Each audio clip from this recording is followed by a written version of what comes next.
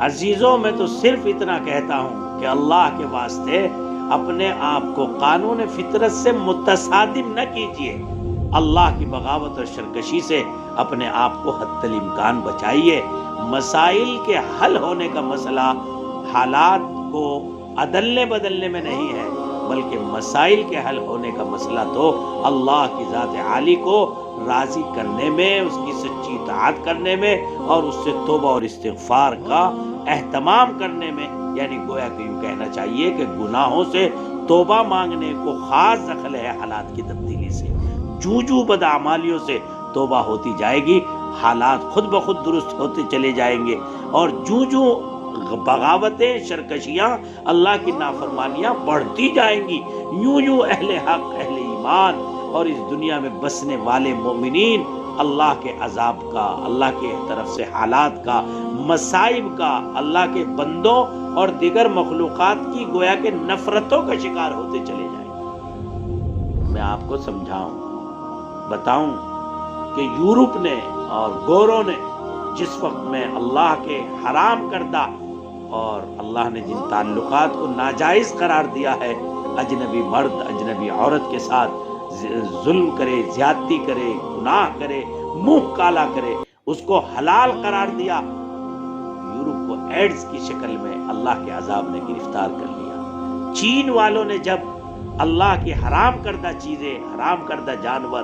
چوہوں کو، بلی کو اور اللہ کی سور کو اور دیگر جانوروں کو کھانا شروع کیا، اللہ نے کرونا وائرس، ایک ایسا عذاب آیا، کھڑا کھڑا انسان گر رہا ہے، مر رہا ہے، ایک ایک چوک پر سینکڑوں انسان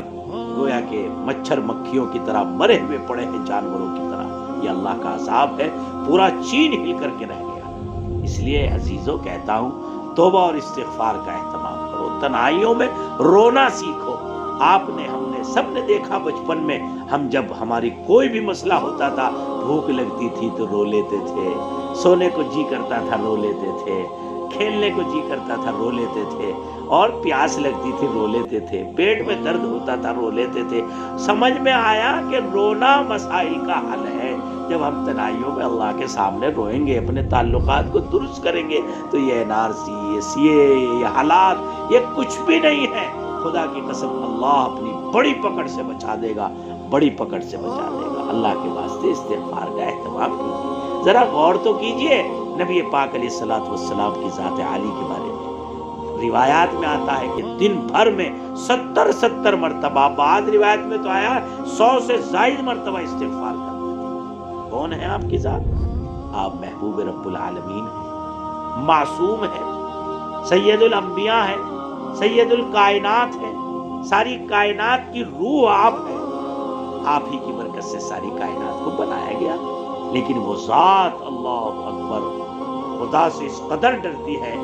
کہ سینکڑوں مرتبہ روزانہ استغفار کا ایک مجلس پہ اہتمام کرتی ہے۔ ہم جتنی مرتبہ اللہ کی نعمت کو دن رات کھاتے پیتے، اتنی مرتبہ بھی اللہ کی حضور میں اپنے گناہوں کا استغفار نہیں کرتے۔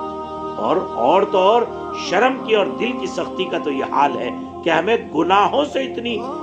مانوسیت ہو گئی کہ ہم گناہ کو گناہ نہیں سمجھتے۔ رفتہ رفتہ گناہ کے ہونے کا خیال، گناہ ہونا بھی احساس ہمارے دلوں سے نکل گیا، اور جب دلوں سے گناہ کے گناہ ہونے کا احساس بھی نکل جائے تو پھر انسان کو اپنے ایمان کی خبر کرنی چاہیے۔ اس لیے عزیزوں میں تو ایک عرض کرتا ہوں کہ میرے آپ کے زندگی کے اور تمام اہل حق اور اہل ایمان کے مسائل کا حل ہے اللہ کی ذات سے توبہ استغفار کا اہتمام کرنا، اعمال نماز کی پابندی کرنا، اور صبح و شام اہتمام کے ساتھ استغفار کی کثرت، اور کم سے کم ہر گھر میں شروع کرائیے لا حول ولا قوت الا باللہ العلی العظیم 500 مرتبہ ہر گھر میں اس بات کی شروعات ہونی چاہیے۔ اپنی صفوں میں اتحاد، محبت پیدا کیجیے، آپس میں ایک دوسرے کی ٹانگ کھینچنے کے بجائے محبت اور ہمدردی اور ایک دوسرے کے ساتھ غمخواری، اور جو اس وقت میں حالات کا شکار ہوئے ہیں ان کے آنسو پوچھنے کے لیے قدم اٹھائیے، نظام بنائیے، تاکہ وہ اس زمانے میں اپنے آپ کو اکیلا محسوس نہ کریں۔ وآخر